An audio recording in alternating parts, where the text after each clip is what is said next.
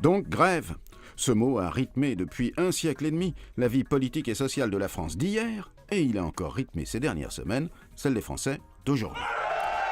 Le mot grève est étrange en français car il est issu d'un spectaculaire malentendu et veut dire originellement le contraire de ce qu'il veut dire aujourd'hui.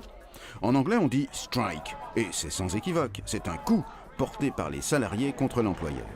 Depuis Margaret Thatcher, toutefois, après la longue grève des mineurs, pour porter ce coup, il faut que les salariés l'aient décidé par un vote à bulletin secret. On est loin des assemblées aussi générales que minoritaires, assez souvent, qui décident en France, de jour en jour, de la poursuite des grèves.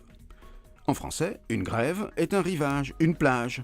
Puis ce fut une place à Paris, la place de la plage, ou place de Grève, le premier port de Paris, maintenant place de l'hôtel de ville.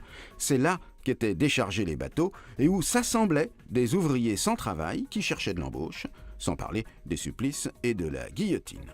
Lorsqu'au milieu du 19e siècle, des ouvriers se sont assemblés, non plus pour chercher du travail cette fois, mais pour défendre celui qu'ils avaient et en améliorer les conditions, on s'est souvenu de ces rassemblements dans les siècles d'avant, d'ouvriers désœuvrés qui demandaient à des patrons du travail en place de grève, et l'on a dit de ceux qui s'assemblaient contre leurs patrons, ils font grève.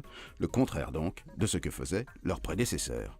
Admirable tête-à-queue des mots qui se reproduit un peu aujourd'hui d'ailleurs. Avec le même mot, grève, on est en train de passer, en France, des conquêtes aux acquis.